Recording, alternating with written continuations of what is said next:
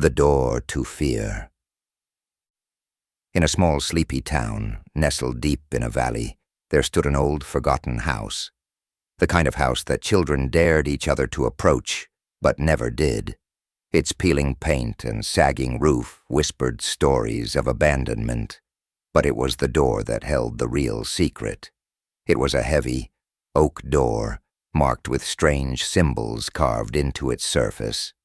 Unlike the rest of the house, the door looked pristine, as though it were freshly varnished. No one knew who lived there, and no one dared to enter. Until Mia. Mia was new in town, a curious and lonely teenager whose family had moved for her father's job.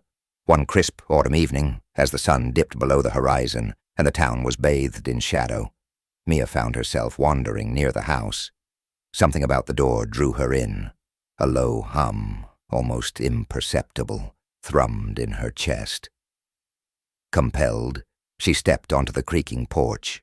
She reached out, her fingers trembling, and turned the cold brass knob. The door opened.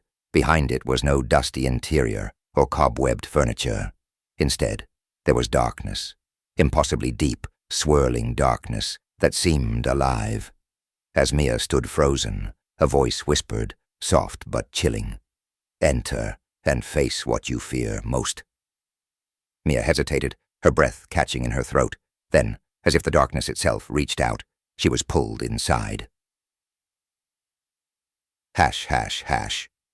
Chapter 2. The Fear Unveiled. Mia landed with a jolt. The air knocked from her lungs. She stood, finding herself in her childhood bedroom. For a moment it felt nostalgic, until she saw the figure standing in the corner. It was her mother. Or, at least, it looked like her mother.